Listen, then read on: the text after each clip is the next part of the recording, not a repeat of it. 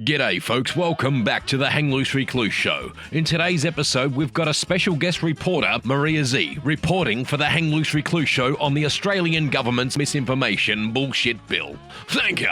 Let's go to Maria now so she can explain Australia's misinformation bill that the government's trying to sneak through the sneaky pricks. Stay tuned for our roving reporter, Maria ZEEE, on the Hang Loose Recluse Show. You're watching the Hang Loose Recluse Show. Take it away, Maria. What have you got to tell us?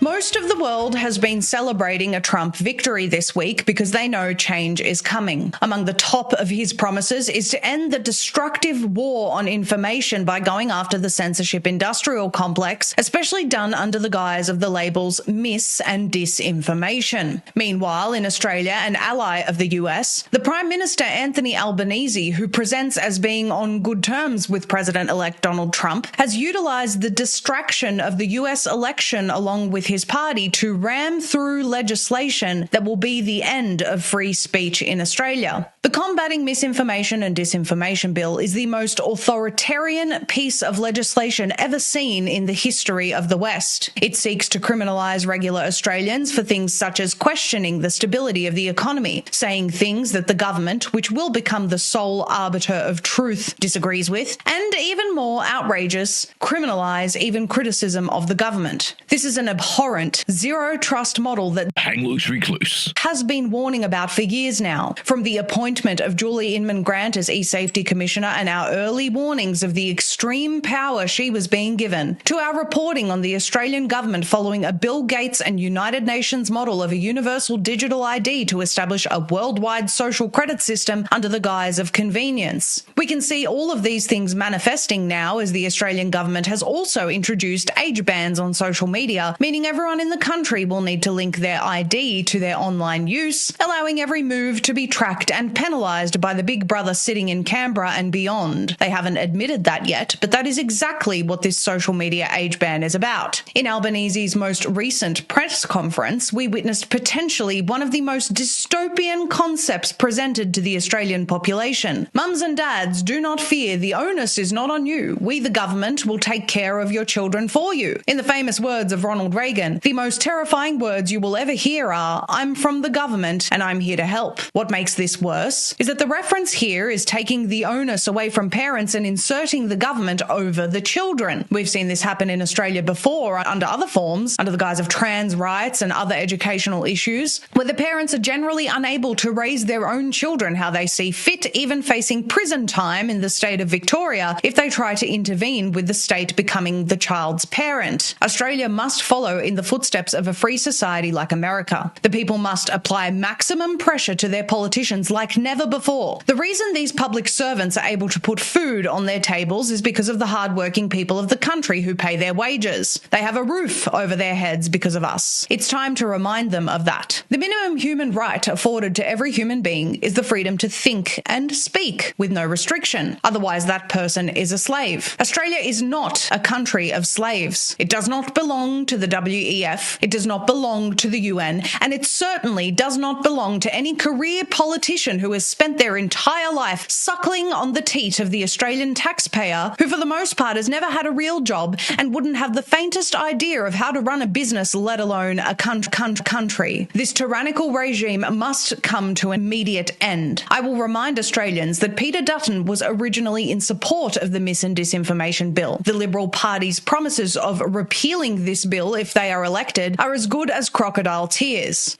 If they really do oppose this bill, it needs to be the main focus of their entire campaign and every single elected and prospective member. This bill in its entirety must be abolished, burnt and turned to ash, never to be seen or reintroduced in any form whatsoever ever again. This cannot turn into a conversation about amending some parts of this bill. It is time for the Australian people to say, you serve us. We can bring up our own children. We have the right to say whatever the heck we want to you, the people whose wages we pay, and you have no authority over our thoughts and our mouths. I am calling on all Australians to make your voices heard, support the minor parties who are in opposition to this, and tell everybody you know about them. When we win this battle, we must introduce a Bill of Rights to ensure this kind of authoritarian regime never rises again. We will take back Australia, but we need all of you to rise to the occasion and demand these politicians go back to being public public servants and not public overlords.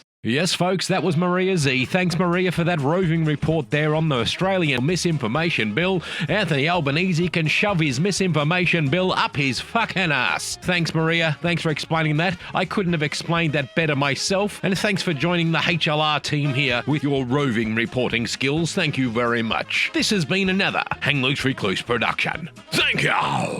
Don't forget to tell the government to get fucked. Tell them I said so. Thank you.